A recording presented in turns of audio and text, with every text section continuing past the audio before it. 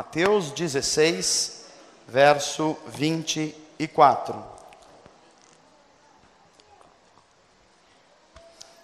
De certa forma, a mensagem dessa noite, ela é uma espécie de continuação da mensagem que pregamos domingo passado aqui, que tinha por título, qual é a tua? Pelo que você vive, no que você gasta as suas melhores energias, no que você está envolvendo o melhor da sua vida. E hoje a gente vai ver um outro lado dessa questão, iluminada pela palavra de Deus. Acharam Mateus 16? Vamos ler então o verso 24, que diz assim: Então Jesus disse aos seus discípulos, se alguém quiser acompanhar-me, negue-se a si mesmo, tome a sua cruz e siga-me. Pois quem quiser salvar a sua vida, a perderá. Mas quem perder a sua vida por minha causa, a encontrará. Pois que adiantaria, ou que adiantará ao homem, ganhar o mundo inteiro, mas perder a sua alma? Ou que o homem poderá dar em troca da sua alma?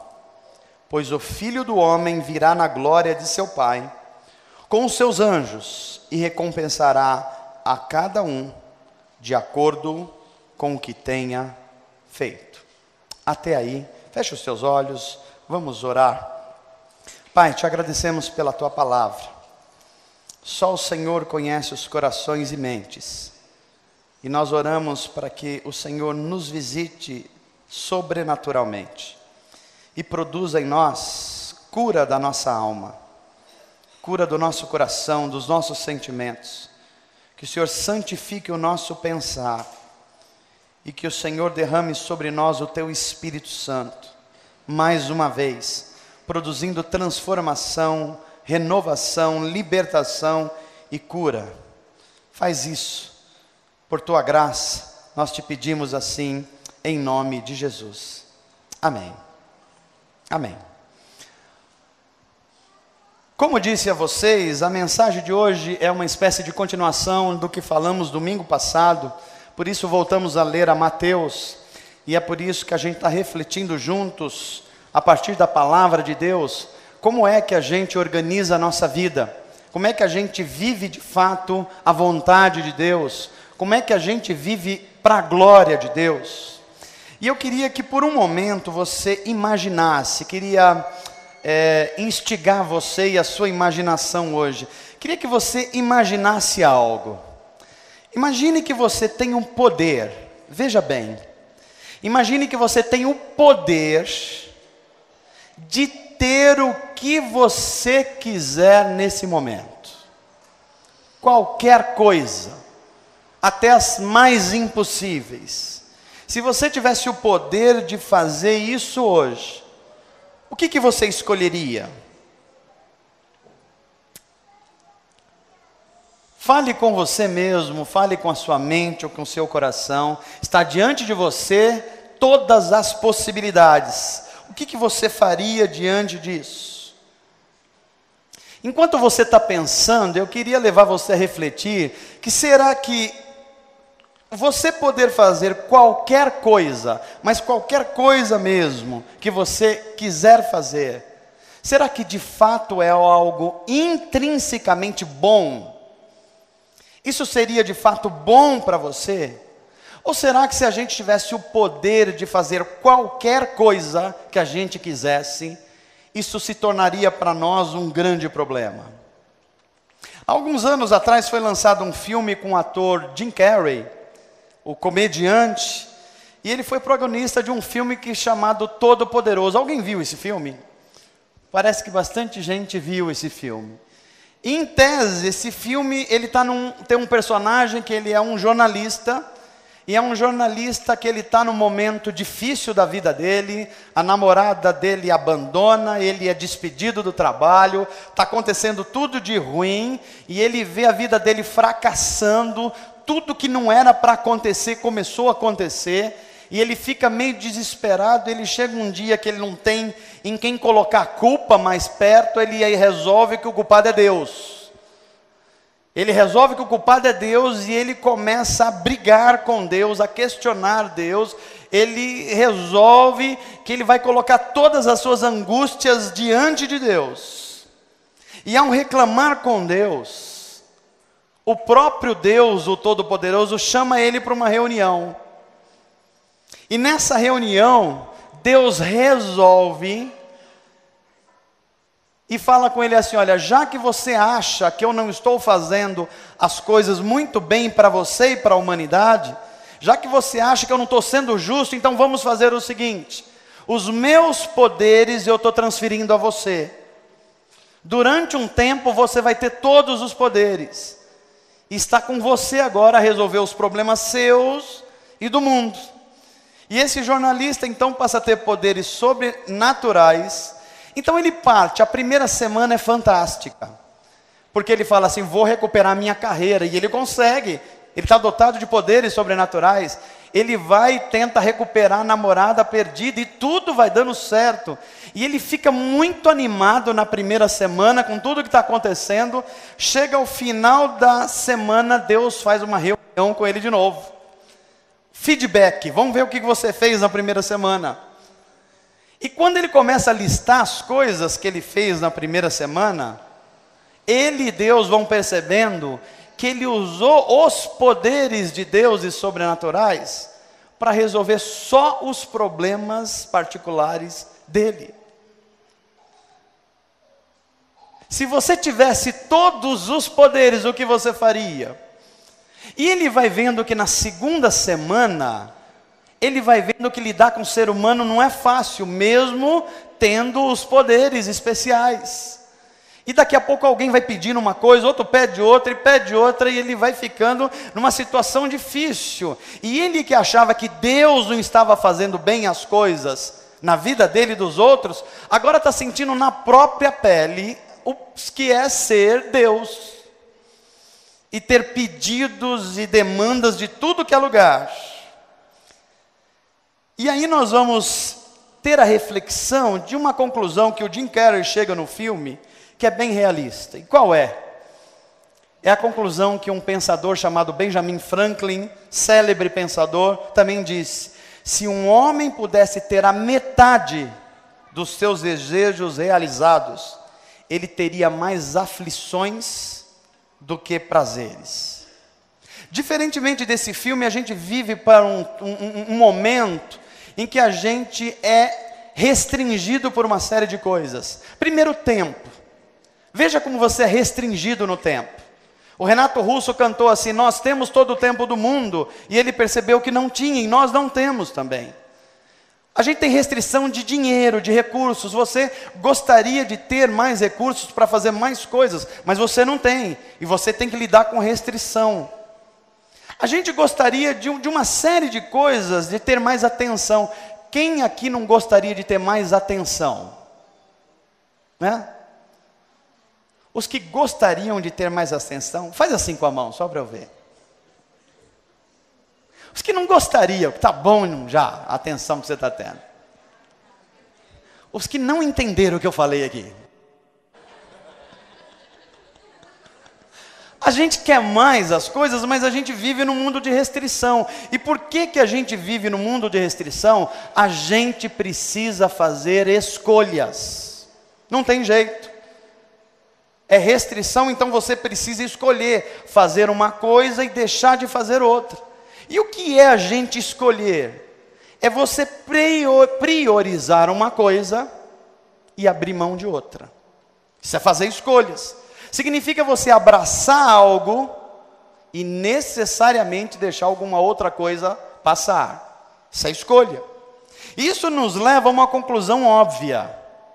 Toda decisão da sua vida, toda ela, vai implicar numa verdade. Vai provocar também uma perda. Você decidiu, vai ter alguma perda aí.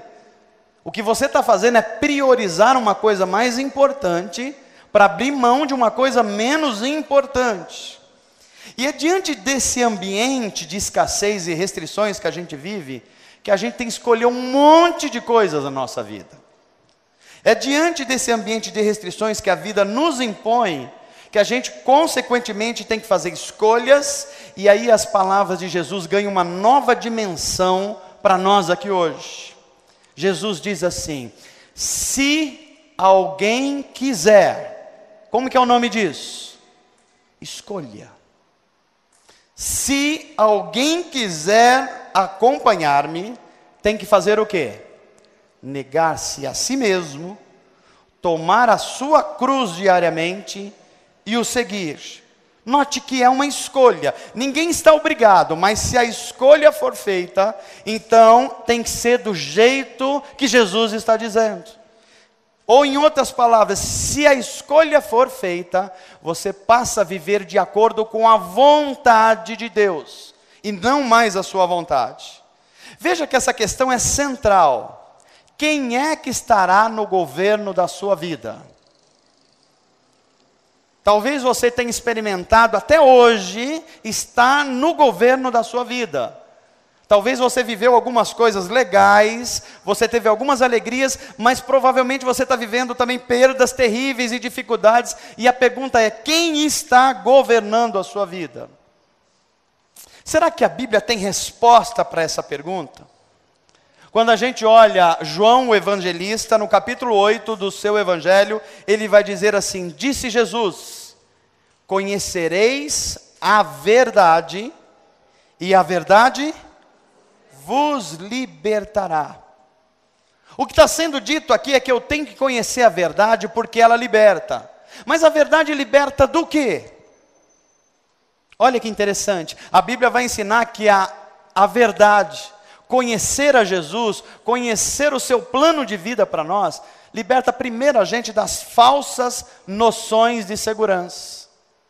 Você começa a perceber que as coisas pelas quais você organizou a sua vida só trouxe a você uma falsa segurança, porque na hora que a coisa pega mesmo, isso não sustenta você. Do que é que a verdade nos liberta? Das nossas máscaras existenciais. Sabe quando a gente representa quem a gente não é? E a gente começa a se acostumar aos ambientes. A gente está num lugar, a gente é alguém para satisfazer um grupo. Quando você conhece a verdade, essas máscaras não são mais necessárias. Você é quem você é, porque você sabe que a graça de Deus alcança você também. Do que é que a gente precisa se libertar com a verdade? Do auto-engano. É quando você é capaz de enganar você mesmo. Você está tentando convencer você mesmo de algo que nem você acredita. Isso é o auto-engano. E a verdade nos livra disso. Ela nos livra de tentar, das tentações da gente tentar ganhar o mundo, mesmo quando a gente está perdendo a alma. A verdade nos livra da gente achar que eu não preciso, inclusive, fazer escolhas. Tem muita gente organizando a sua vida, achando que tem de fato todo o tempo do mundo, tem todos os recursos do mundo, tem as pessoas que gosta do lado, até que a gente perceber que não tem. E que você vai precisar fazer escolhas na vida. E se vai precisar fazer escolhas na vida, você tem que lembrar que então você precisa conhecer a verdade. Porque se a verdade não for conhecida por você, você corre o grande risco de fazer escolhas equivocadas na vida, e você não terá todo o tempo do mundo para reverter essa situação. Então, se nós cremos, como disse Jesus, que a palavra de Deus é a revelação da verdade, então nós precisamos recorrer a ela, para lidar com as nossas decisões que a gente precisa tomar hoje, e amanhã, e a semana que vem. E o que é que diz a palavra de Deus, que é a revelação da verdade? A palavra de Deus vai dizer algumas coisas que eu queria compartilhar com você nessa noite. Primeiro, a gente precisa organizar a nossa vida, se a gente vai viver pela verdade, entendendo um princípio: tudo tem o seu tempo determinado. A Bíblia vai dizer que há tempo para todas as coisas debaixo do céu. Eclesiastes 3:1. E grande parte dos problemas da minha e da sua vida é que às vezes a gente ignora o que a Bíblia está dizendo como princípio de vida. A gente acha que tudo tem que acontecer na hora que a gente acha que tem que acontecer. A gente ignora o fato que se a vontade de todo mundo fosse realizada por Deus na mesma hora, o que você acha que ia acontecer? Travou o mundo. Caos total, igual o filme, o ator do filme chegou a essa conclusão. A gente vive num mundo de restrições, é por isso que a gente precisa fazer escolhas, e por isso precisamos conhecer a verdade. Não é possível você organizar a sua vida num método de tentativa e erro. Não, eu vou tentando até acertar, não vai dar tempo. Você não tem todo esse tempo para fazer isso. Você vai precisar lidar com a verdade para fazer as escolhas. E quando você lida com a verdade, pelo menos duas conclusões você vai chegar. A primeira delas é que você vai ver que há coisas boas que você quer fazer agora, mas não é tempo de você fazer ainda. Vou repetir isso para você. Há coisas boas e legítimas que Deus até colocou sobre você, deu dons para você, embora sejam boas, não é o tempo ainda. E você vai precisar de estar em comunhão com Deus para falar com Ele, falar: Senhor, é a hora de eu fazer isso. Isso é uma conclusão possível. Mas tem uma segunda conclusão. Tem coisas que não adianta você tentar fazer depois, porque o momento delas é para fazer agora. Não é difícil a gente enxergar isso na nossa vida. Tem muitas pessoas que estão adiando decisões que têm que ser tomadas agora, porque se você tomá-las depois, ela não terá mais efeito. Há tempo para todas as coisas debaixo do céu. Olha o que o Salmo 46 vai dizer para a gente: aquietai-vos e sabei que eu sou Deus. Fala encorajando alguém que está perto de você assim: se aquiete, pacifica o seu coração. Deus está olhando por você. Quando a gente começa a aprender isso, a gente aprende que primeiro, antes da gente fazer algumas coisas que a gente acha boa, Deus quer ensinar primeiro para a gente paciência. A gente aprender a esperar e a esperar em Deus. Porque às vezes a gente até sabe esperar, mas não sabe esperar em Deus. Antes que você tome decisões importantes, Deus quer ensinar a você o valor da perseverança. E o que é perseverança? É aquilo que Jacó, um dos patriarcas da Bíblia, experimentou. Ele queria muito casar com uma mulher, ele vendeu 7 anos de serviço. Mas quando chega ao cabo de 7 anos, o que é que acontece? O sogro dele falou: não. Aqui nós temos um costume de primeiro casa mais velha. Sei que você está querendo a mais nova. Quer a mais nova? Mais 7 anos de trampo. E ele aprendeu o valor da perseverança. E esse homem amava a mulher. E trabalhou mais 7. Tem hoje gente que não quer trabalhar 2 dias pela mulher. O cara trabalhou 7 anos dando risada. Deus quer nos ensinar o valor da esperança. Sabe o que é esperança? É contra todas as evidências você crê que Deus está cuidando de você. Mesmo diante das maiores lutas, dos maiores sofrimentos, das maiores restrições, você olhar para cima e falar assim: eu sei que o meu Redentor vive. No meio dessas lutas, Deus quer ensinar o que o Salmo 37 ensina para a gente. Confia no Senhor, deleita-te no Senhor, e Ele concederá o desejo do teu coração. O Salmo 37 ele vai falar de 3 ações: confia, entrega e descansa. Olha que interessante. O que é confiar em Deus? Você saber que Deus está no controle de todas as coisas, inclusive as coisas que você não entende. Isso é confiar em Deus.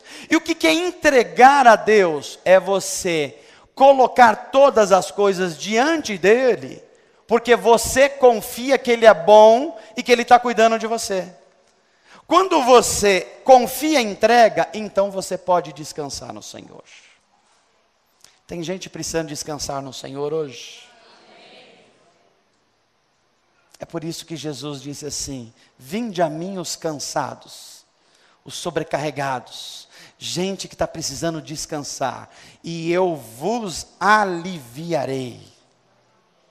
Sabe por que você tem que entender que há um princípio bíblico de há tempo para todas as coisas? Porque Deus tem um relógio. E é muito importante que a gente compreenda. Mas você precisa entender primeiramente, prioritariamente, que quem anda de acordo com o relógio de Deus, não é o seu, o relógio de Deus, nunca perde a hora. E tem mais, Deus nunca chega atrasado. Amém, gente? Diga assim comigo: Senhor, me ensina a confiar, me ensina a entregar e descansar no Senhor. O Senhor está cuidando de mim, mesmo diante das minhas lágrimas. Há algo, se nós estamos lidando com a verdade, fazendo escolhas, que a gente também precisa entender. E o que é que a gente precisa entender? Que escolhas equivocadas podem trazer consequências irreparáveis. Escolhas equivocadas pode não dar tempo de você corrigir algumas coisas. Se a palavra de Deus é a revelação da verdade, como nós cremos que ela é, então a gente precisa novamente ir a ela. E quando a gente vai a ela, a gente percebe que as decisões equivocadas, inclusive de gente boa de Deus, que a gente acha legal, que a gente acha que é gente boa mesmo, essas pessoas também podem fazer decisões equivocadas.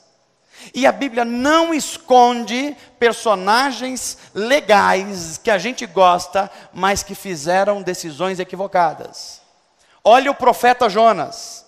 Deus manda ele fazer uma coisa e ele vai fazer outra. Ele não obedece a Deus. E por causa da decisão equivocada dele, ele coloca em risco outras pessoas que não têm nada a ver com o problema. Veja, o problema quando a gente toma decisão equivocada, fora da verdade e da vontade de Deus, é que a gente coloca não só a gente sobre risco, mas a gente coloca os outros sobre risco também. A gente coloca a família sobre risco. A gente coloca os amigos sobre risco. Como todas aquelas pessoas que estavam no barco de Jonas, estavam correndo risco. E Jonas correu o risco de um pagão corrigir ele e falar assim: olha, está todo mundo orando aqui para os nossos deuses, você não vai orar para o seu Deus, não? Decisões equivocadas. Olha para Sansão, dotado de força, de beleza, de inteligência. Só que ele acha que pode vencer toda e qualquer tentação. Então ele vai onde Deus não está mandando ele ir. E à medida que ele vai lá, ele vai sendo estudado pelos inimigos, até o momento que descobrem as fraquezas dele. E ao descobrir as fraquezas deles, conseguem derrotá-lo. E Sansão chega no final da sua vida, servindo de palhaço para os filisteus que zombaram dele. Decisões equivocadas que podem não ser reparáveis depois. Olha para Judas. Judas achou que poderia organizar a vida dele através do dinheiro, dos relacionamentos, e vendeu Jesus por 30 moedas de prata. E não conseguiu mais reparar isso. Olha para a vida do filho pródigo. Ele sai de casa na hora errada, da forma errada, e foi parar no meio dos porcos. Literalmente. A Bíblia vai dizer que há caminhos que ao homem parece direito ou seguro, mas o seu fim é a morte. Provérbios 14, 12. Sabe o que eu aprendo com tudo isso? Que Deus quer ser o Senhor, inclusive, das minhas escolhas. Diga isso para quem está perto de você. Deus quer ser o Senhor também das suas escolhas. Mas teve gente que teve decisões acertadas. Olha o caso de Moisés. Estava diante dele ser o próximo faraó, provavelmente. Mas ele sabia que aquilo não era a vontade de Deus. E ele escolhe viver a sua vida como um escravo hebreu. Até que Deus desse a oportunidade de ele ser o que é e que conhecemos hoje. Olha para José do Egito. Ele estava na casa do Potifar, do oficial egípcio. Um homem bonito, um homem inteligente. A mulher de Potifar se engraça com ele. Fala: José, você é o homem da minha vida. O Potifar está longe mesmo, ninguém está vendo, só eu e você. Vamos nos deitar. Para muitos seria talvez a chance da vida. Esse homem olha para aquela mulher e fala assim: não vou pecar contra o meu Deus, eu conheço a verdade. A senhora dona não é minha mulher. Eu sou fiel ao meu patrão e sou fiel ao meu Deus. Eu não vou caminhar por caminhos que não sejam da verdade. Deus quer ser Senhor também das nossas escolhas. Amém, gente? Nós aprendemos com essa verdade que liberta, que muitas oportunidades também são únicas da nossa vida. E esse é um dos motivos pelos quais eu devo levar as minhas escolhas a sério. Tanto quanto o conhecimento da verdade. Não é só a Bíblia que diz isso. A sabedoria popular vai dizer assim: o cavalo passa só uma vez. Ou você monta, ou vai ficar para trás. Há oportunidades que a vida nos dá e que Deus nos dá, precisam ser aproveitadas na hora certa, porque tudo tem o seu tempo. A Bíblia está cheia de exemplos de pessoas que aproveitaram oportunidades. O Novo Testamento vai contar a história de um cego que ficava na porta de Jericó, uma cidade. E esse homem ouve um burburinho de multidão que está falando que Jesus, o Messias, está passando. Ele mesmo cego, ele entende: é a oportunidade da minha vida, eu preciso me aproximar dele. E ele sabe que a oportunidade é a única, ele começa a gritar: Jesus, filho de Davi, tem misericórdia de mim. Quem sabe Deus não está tocando em corações hoje, cuja oportunidade é hoje, para Deus curar você, para Deus libertar você, para Deus encorajar você. E o que está faltando é você levantar sua mão e falar assim: Jesus, filho de Davi, tem misericórdia de mim. Aproveite a oportunidade que Deus está te dando hoje para fazer isso. A Bíblia vai falar de Jacó, que aproveitou a oportunidade, e quando o anjo estava visitando ele, ele agarra o anjo, se atraca com o anjo, e ele diz: eu não solto você.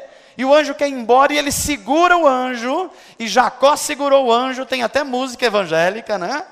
Jacó segurou, e segurou mesmo, é a minha oportunidade, eu não vou largar, eu vou, é o meu momento agora, Deus está me dando a oportunidade, e ele foi bem sucedido nisso.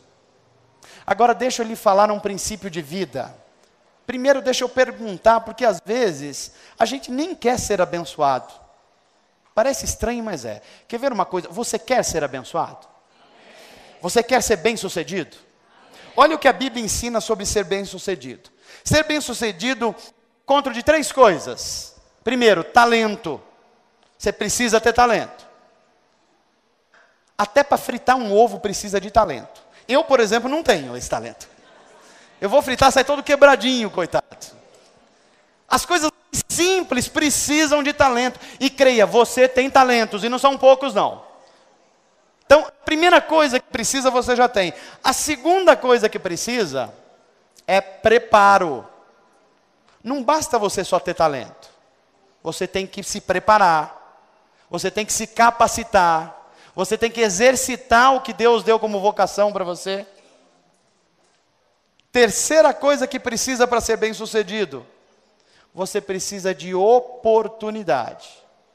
Aí não tem a ver com você. Tem a ver com Deus. O pastor Rick Warren vai ensinar que a gente não deve se preocupar com oportunidade. Porque Deus é aquele que produz as ondas para a gente surfar. Já pensou? Que coisa impressionante. O que você precisa fazer? Arruma a sua prancha. Passa aquele negocinho lá. Como é que passa os surfistas aqui? Isso, esse negócio aí. Passa lá. Vê se ela não está quebrada. Treina. Treina. Por quê? Porque vai chegar uma hora que Deus vai levantar as ondas e você vai falar: uhul! É isso. É um encontro do que a gente está fazendo e as oportunidades que Deus está gerando em nós. Mas acima de tudo, para você ter sucesso, a Bíblia vai dizer que Deus mede você não pela sua produtividade, mas é pela tua fidelidade. Confia no Senhor, faz o bem, se prepara e Deus vai produzir ondas para você surfar. Amém, gente? Eu termino essa mensagem com o último e quarto princípio. Quer andar pela verdade para fazer escolhas certas? Entenda que há um princípio na Bíblia chamada lei da semeadura e ela é uma realidade. Quer você queira, quer não queira. Da mesma forma que as leis físicas, se eu soltar esse copo aqui, ele vai subir ou descer? Por que é que ele vai descer? Porque tem uma lei física atuando sobre esse copo. Que lei física é essa? A lei da gravidade, que diz o quê? Olha, agora nós vamos buscar lá a 7ª série. Diz que há uma força gravitacional que puxa tudo para o centro da Terra. E é por isso que você solta, ela desce e não sobe. Isso é uma lei física. Se o cristão for em cima de um prédio e falar assim, Senhor, eu confio no Senhor, e eu vou pular desse prédio que eu sei que o Senhor vai me guardar, o que vai acontecer? Estourar do mesmo jeito, com macumbeiro, por exemplo. Por quê? Porque tem uma lei física atuando. Mas não existe só as leis físicas, existem as leis espirituais. E os princípios espirituais. Da mesma forma que existe um, existe o outro. E um deles é a lei da colheita, ou lei da semeadura. E o que é que a gente aprende com essa lei? Para você levar para a sua casa e não esquecer. Semear é opcional, mas colher é obrigatório. Você semeia e escolhe o que você quiser, mas depois que você fez isso, a colheita já não é mais opcional, ela é obrigatória. Você pode escolher viver a sua vida amando as pessoas, ou você pode escolher a sua vida sendo um traste para as pessoas. O que você vai construindo e semeando, é isso que você vai ter de volta. Pastor, funciona assim mesmo? Veja só, olha para trás o que está acontecendo na sua vida. Se você não está gostando das coisas que você está colhendo agora, dá uma olhadinha o que você plantou para trás. Se você não gosta dos frutos que você está colhendo agora, olha as sementes que foram jogadas para trás. Eu costumo brincar dizendo que você não pode plantar jiló, achando que vai colher morango. Não vai ser morango, vai ser jiló. E aí você vai precisar lidar com o jiló depois. Talvez você esteja perguntando assim, pastor, então a partir de hoje, como é que a graça de Deus me alcança? Começa a plantar boas sementes agora, já. Começa a preparar a sua vida, plantando coisas boas agora. Veja o que a Bíblia vai dizer, por exemplo, em Provérbios 18, 21. Vai dizer que a língua tem o poder sobre a morte e sobre a Bíblia está dizendo que você pode matar uma pessoa com a sua língua. Ou você pode trazer a vida de novo, renovando uma pessoa com o que você fala. Os que gostam de usá-la, diz Provérbios, comerão do seu fruto. Palavras são sementes. Diga para quem está perto de você assim, as palavras são as sementes da vida. O que você planta é o que você vai colher. Se você é esposo ou esposa, você ouviu um eu te amo hoje? Hã? Ouviu ou não? Sim. Então você está plantando. Você está plantando. Hoje à tarde eu estava preparando essa ministração. A Gi estava terminando de se arrumar. E ele olhou para mim e falou: eu tô bonita? E eu falei: yes, a minha chance. Falei: eu vou fazer uma correção. Você, para ficar feia, precisa ficar muito, muito, muito desarrumada, porque você é bonita sempre. Palavras são sementes. Você acha que eu vou colher ou não vou?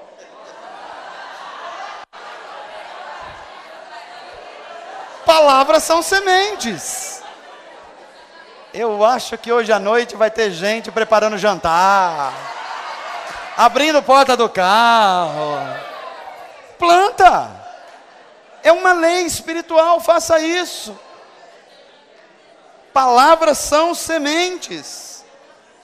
Mas não são só palavras não, atitudes são sementes. O jeito que você age. Olha o que Jesus vai ensinar, Mateus 5. Bem-aventurados misericordiosos, porque obterão o quê? Misericórdia. Quer obter misericórdia? Haja com misericórdia. Quer obter docilidade para a vida? Seja doce. Você vê, tem os docinhos. É isso. Atitudes que são plantadas. Olha que lindo que a Bíblia vai ensinar para a gente lidar com a verdade. Plante o fruto do Espírito. É um fruto. Precisa ser plantado. Quando você planta o fruto do Espírito, são 9 sementinhas que são jogadas na terra. Primeiro, amor. Planta amor. Amor. Se você planta amor, o que você vai receber de volta? Alegria. Aprenda a viver uma vida alegre. Mas pastor, como é que eu vou viver uma vida alegre se eu estou no meio das dificuldades todas? Eu não estou falando de felicidade, estou falando de alegria. Alegria é uma construção diária. É por isso que a Bíblia vai dizer que a alegria nem depende de você. É por isso que a sua vontade precisa ser colocada em Deus. Porque é a alegria do Senhor que é a nossa força. Deixa eu ver se você é capaz de ser alegre. Dá um sorriso aí. Olha quanta gente bonita aqui. Ó, gente bonita aqui, gente bonita na galeria. E eu não estou só elogiando você não, eu estou falando o que a Bíblia está dizendo. A Bíblia diz, olha só, que um coração bom deixa o rosto bonito. Entendeu? Entendeu? Vê se o coração da pessoa que está perto de você é bom. É só olhar para o rosto. É só olhar para o rosto.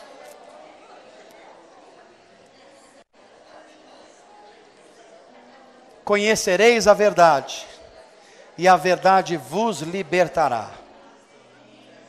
Tudo tem o tempo certo. Há tempo de ser alegre, mas tem hora que é tempo de chorar também. E mesmo no choro, Deus está olhando por você. Deus não abandonou você. Pode ser que você não esteja vendo, não esteja escutando, mas Deus ama você. E você vai ver que daqui a algum tempo, você vai falar: Deus, obrigado, porque enquanto eu estava revoltado, não entendendo, o Senhor estava me amando. E o Senhor é o Deus que conhece o meu levantar, o meu deitar, o meu amanhã. O Senhor me conhece mais do que eu mesmo, portanto, a minha vida está nas tuas mãos. A oportunidade de Deus, que não vem recorrentemente, você precisa aproveitá-las na hora certa. É por isso que a criança precisa ser criança quando criança. Porque se ela não for criança quando criança, ela vai tentar ser criança com 50 anos. E não é mais hora de ser criança. É por isso que tem um momento da vida que você precisa se dedicar mais aos estudos. Que você tem mais vigor. Porque passa dessa fase e depois é uma briga. Porque as coisas têm um momento certo e precisa dos sacrifícios certos na hora certa. Deus nos fez assim. E é preciso você lembrar que há uma lei espiritual que é a lei da colheita. Eu planto coisas com as minhas palavras E eu planto coisa com as minhas atitudes. O que eu vou plantando, vai fazendo uma lavoura que eu vou colher isso. Amém, gente? Talvez você esteja se perguntando, o que eu faço, pastor? As minhas escolhas não têm sido assim. Eu sequer busquei a verdade de Deus. Eu fui tomando decisões de acordo com a minha cabeça, com as minhas experiências. É por isso que Deus trouxe você aqui hoje, para você mudar essa forma de tomar decisões. A gente não toma decisão primeiro e depois vai orar a Deus para saber o que Ele acha. Primeiro você busca a Deus a verdade, para depois tomar decisões. A Bíblia diz, aquele que confessa os seus pecados e os deixa, alcançará misericórdia. E se você é uma das pessoas que está aqui com seu coração apertado hoje, olhando para você mesmo e falando assim, Deus, quantas decisões equivocadas que eu tomei, quantos sofrimentos desnecessários, porque eu não lidei com a verdade, eu não busquei essa verdade que liberta. O que eu posso fazer hoje? Deus está olhando para você através do Espírito. Não importa o que você tenha sido até hoje, eis que estou fazendo nova todas as coisas na sua vida. É o Deus que passa uma borracha. É o Deus cujo sangue dele nos limpa e nos purifica de todo o pecado. É o Deus que pega os nossos pecados, as nossas incompreensões e joga no oceano do seu amor. É por isso que a Bíblia vai dizer que Ele não se lembra mais. Que seja qual for o tamanho do nosso pecado, do nosso equívoco, jogado no oceano de Deus, ele não é nada. E é por isso que Deus está acolhendo você. Sabe por quê? Porque Deus te ama muito. Não, você não tem ideia. E se glória a Deus é que você não entendeu ainda. Eu estou falando que Deus é apaixonado por você. Estou dizendo que Deus fez você como uma pérola da criação dele. E Jesus disse assim, aqueles que o Senhor me deu, de maneira nenhuma eu vou lançar fora, e ninguém pode tirá-los da minha mão. Deus protege você nas mãos dele. Ele acolhe você como um filho querido e fala assim, você é meu, eu não desisto de você. Você foi criado para o louvor e glória de Deus. Pastor, como é que eu glorifico a Deus? Faz bem o que Deus deu a você para fazer bem. O Rinaldo sabe cantar, isso é glorificar a Deus. Você sabe fazer alguma coisa. Faça bem, faça com excelência, faça para a glória de Deus. E quando você estiver fazendo isso, plante sementes. Com a sua boca abençoe, não amaldiçoe. O mundo está cheio já de gente que só reclama. O mundo está cheio de pessoas que só amaldiçoam. O mundo precisa de pessoas que no poder do Espírito Santo cheguem e falem assim, eu vou plantar sementes de bênção nesse lugar.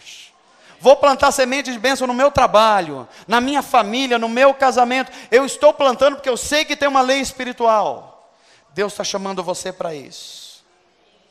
Deus investiu o que Ele tinha de mais precioso em você. Já imaginou quanto você vale para Deus? Fala aí para quem está perto de você. Custou a vida do Filho de Deus a sua vida. Se fosse de um qualquer já seria esplêndido. Mas é a vida do Filho de Deus. Esse é o grau de amor de Deus por você.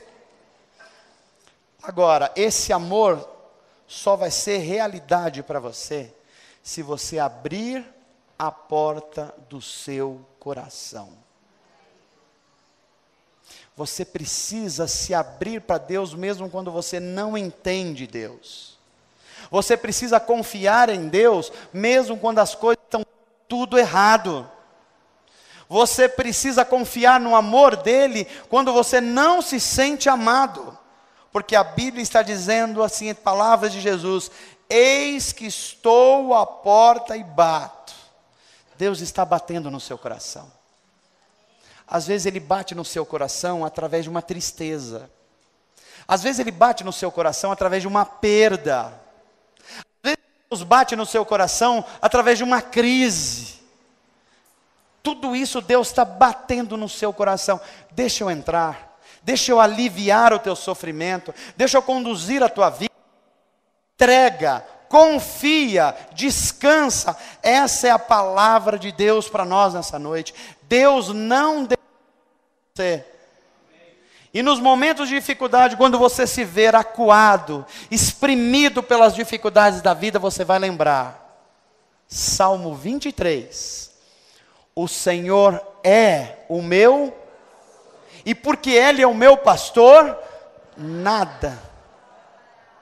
Deitar-me fazem verdes pastos. Deus prepara um caminho para a gente.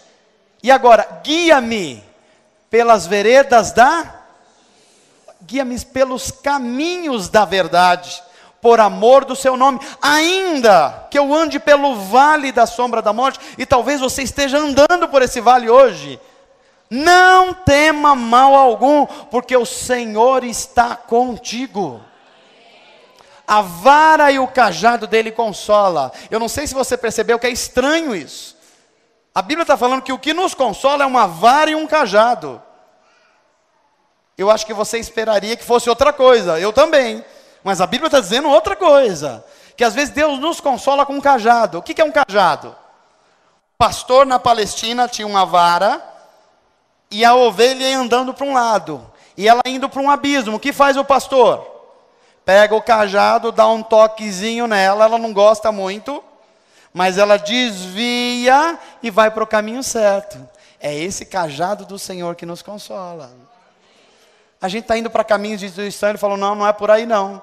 Aí a gente experimenta uma dor, um sofrimento, uma crise, uma perda, mas Deus está agindo nisso porque Ele te ama.